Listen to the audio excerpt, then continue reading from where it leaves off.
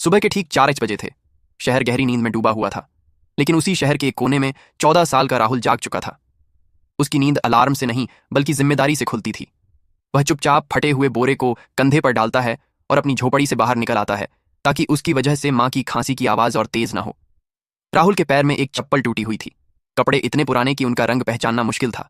बाल बिखरे हुए थे, आंखों के नीचे काले घेरे थे, लेकिन उसकी आंखों में एक अजीब सी सख्ती थी, जैसे उसने बहुत कम उम्र में बहुत कुछ देख लिया हो। वह कूड़ा बीनने निकल पड़ता है।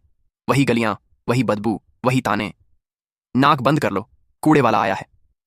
लोगों के शब्द उसे चुभते नहीं थे, क्योंकि उससे ज्यादा चुभने वाली भूख और बेबसी वह रोज झेलता था। कूड़े के ढेर में झुका राहुल प्लास्टिक, लोहा और बोतलें चुन रहा था। हाथों में छाले थे, लेकिन रुकने का सवाल ही नहीं था। उसकी मां सरस्वती घर में बीमार पड़ी थी। कई सालों से टीबी की बीमारी ने उन्हें जकड़ रखा था। दवाइयां महंगी थीं और डॉक्टर साफ कह चुके थे कि अगर समय पर इलाज न हुआ तो हालात बिगड़ सकते हैं। दोपहर तक राहुल ने मुश्किल से RS 150 कमाए। वही पैसे आज की दवा और थोड़ा सा चावल खरीदने के लिए थे। शाम होते ही वह घर लौटा। झोपड़ी के अंदर अंधेरा था। माँ खाट पर लेटी थीं, सांस तेज चल रही थी। आ गया बेटा? उन्होंने कमजोर आवाज में पूछा। हाँ माँ। राहुल ने मुस्कुराने की कोशिश की। आज दवा ले आऊंगा। लेकिन राहुल जानता था कि आज नहीं तो कल माँ को अस्पताल ले जाना पड़ेगा और उसके लिए पैसे नहीं थे। माँ सो गईं और राहुल बाहर चबूतरे पर बैठा आसमान देखने लगा। उसे अपने पिता याद आए। उसके पिता कभी इस इलाके के मशहूर पहलवान हुआ करते थे। गांव गांव दंगल जीतते थे। लोग उनके नाम से डरते थे। लेकिन एक दिन एक साजिश, एक गलत दांव और वही अखाड़ा जिसने उन्हें नाम दिया था, उनकी मौत का कारण बन गया। पिता चले गए और साथ में सब कुछ चला गया। सम्मान, पैसे, सहारा। राहुल ने कभी अखाड़ा नहीं देखा था, लेकिन पिता की कहानियां उसकी रगों में बसी थीं। पिता कहते थे, पहलवान वो नहीं जो ताकतवर हो, पहलवान वो है जो हालात से लड़े। तभी दूर से कुछ लोगों की बातें उसके कानों में पड़ी। सुना है शहर के बड़े मैदान में कल दंगल है। हाँ, इनाम पूरे 1 करोड़, लेकिन सामने महावीर सिंह होगा, कोई नहीं जीत पाएगा।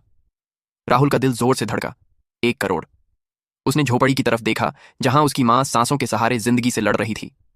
उसे नहीं पता था कि वह जीतेगा या नहीं, लेकिन उसे इतना जरूर पता था कि अगर वह नहीं गया तो वह खुद से कभी आंख नहीं मिला पाएगा। उस रात राहुल सोया नहीं।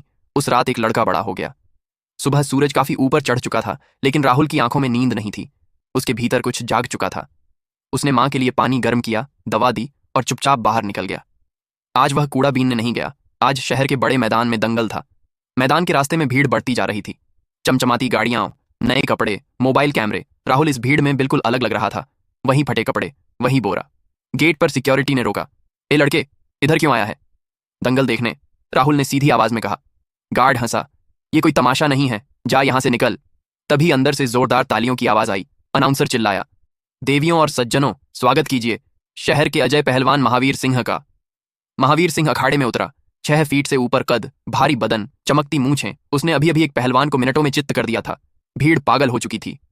राहुल का दिल तेज धड़क रहा था, डर से नहीं बल्कि याद से। पिता की आवाज गूंजी, अखाड़ा इजाजत नहीं मांगता, हिम्मत खुद रास्ता बनाती है। तभी एक घमंडी आवाज आई, ये शहर भी कितना अजीब है, कूड़ा, गंदगी और ये देसी दंगल।